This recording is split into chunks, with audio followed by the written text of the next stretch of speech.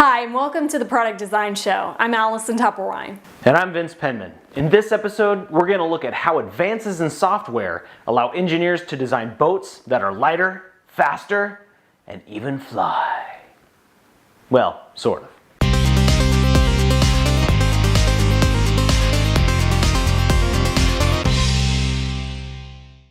70% of the Earth's surface is covered by water, so it's not surprising that boat design is one of the earliest forms of engineering.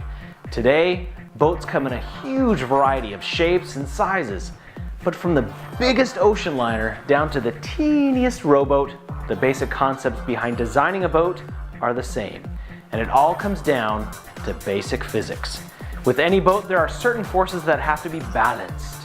The supporting force of the water, or buoyancy, must be greater than the weight of the boat. The thrust from the propulsion system, like a sail, a paddle, or a motor, has to overcome the resistance force of the boat's surface moving through the water, or drag. Also, to make sure your boat doesn't tip over in the water, the weight has to be evenly distributed around a point called the center of buoyancy, which is usually located about halfway between the bow and the stern.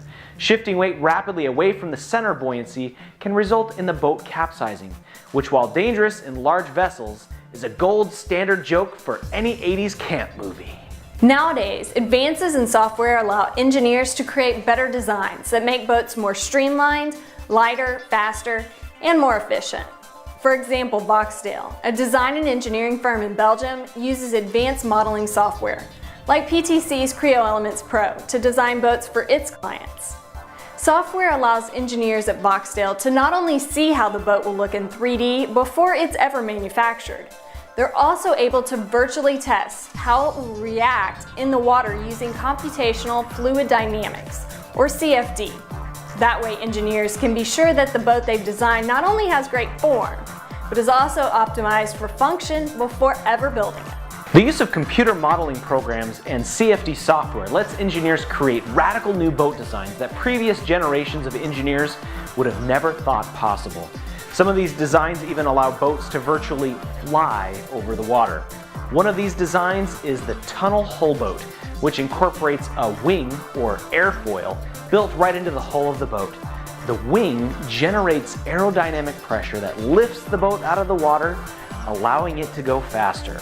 Now, why would lifting a boat out of the water make it run faster? Well, since the water is about 1,000 times more dense than air at sea level, the less of the hull that comes into contact with the water, the lower the drag force on the boat. Another popular design to lift boats out of the water is called a hydrofoil. Like an airfoil is a wing that flies through the air, a hydrofoil is basically a wing that flies through the water. When a boat moves through the water, most of the energy is used to move the water in front of it, out of the way, and to counteract the drag of the hull surface on the water. Using a hydrofoil to lift the hull out of the water means that the boat only has to overcome the drag on the foils and not the entire hull. And again, less drag means a faster boat. Nowadays, airfoil boats are used as commercial passenger ferries, as an alternative to slower traditional ferries. You can hop on a hydrofoil to zip across the Aegean Sea to various Greek islands, between Korea and Japan, and in China between Hong Kong and Macau. Boat design demands that engineers work together on elements like surfacing, parts, and big assemblies. Now, I know it's hard for us engineers to talk and socialize, but don't worry, I have something that might help. You can download an excellent article on the best practices for concurrent engineering at ptc.com/go/ce-tips. That's a wrap for this week. If you have a suggestion for a product design you'd like to see on the show, please send it to productdesignshow@engineering.com. Next week on the Product Design Show, we'll bring you some surprising new design turns on that venerable mechanical device, the screw pump.